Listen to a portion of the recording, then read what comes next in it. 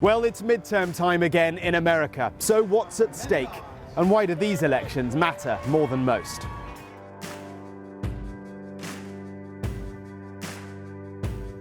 Right across America, all the predictable issues are there, with the Republicans and the Democrats bitterly divided.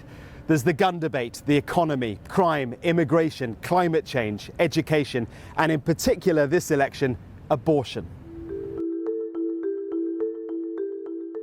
Abortion is the most profound and divisive of issues. A decision earlier this year by the Supreme Court put abortion rights into the hands of each individual state and lawmakers there.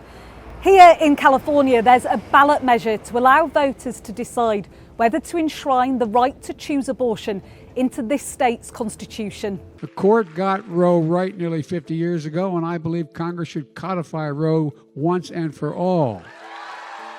It's typical for a sitting president's party to lose seats in the midterms, but the Democrats are keen to buck that trend, and they're hoping to do so by focusing on abortion. In the immediate aftermath of abortion being revoked as a constitutional right, polls were strong for the Democrats, but since then the gap has narrowed. But these midterm elections are also about something much more fundamental. The future of democracy in America is on the line. Now that may sound dramatic, but in these bitterly divided United States, people are genuinely rattled.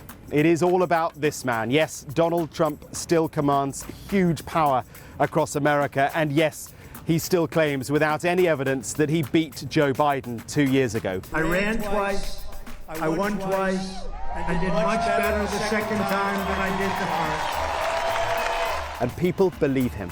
So how many of you here believe that Donald Trump should have won or did win the last election? Absolutely did win. You all think the election was stolen by Biden? These elections will be a measure of just how relevant Trump is. Many of his election-denying allies are running for various positions of power and authority. Some of them, if they win, will be the ones to certify the presidential election results in 2024. We got the fake news in full force. Take Kari Lake. She's a Republican candidate standing for governor. She's touted as a potential running mate for Donald Trump should he go for the presidency in 2 years' time. But Kari Lake won't fully endorse the electoral process behind these midterm elections. I will absolutely accept the results of a fair, honest, and transparent election 100%.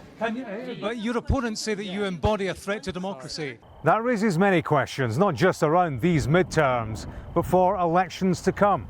If she wins the position of governor and has influence over this state's electoral process, what does that mean for the presidential elections in 2024? What does that mean for democracy?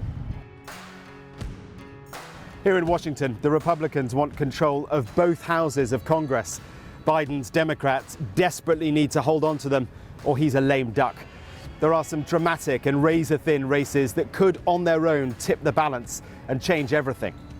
There's also the global dimension to it all. America is seen already as unstable, a deeply diminished global influencer.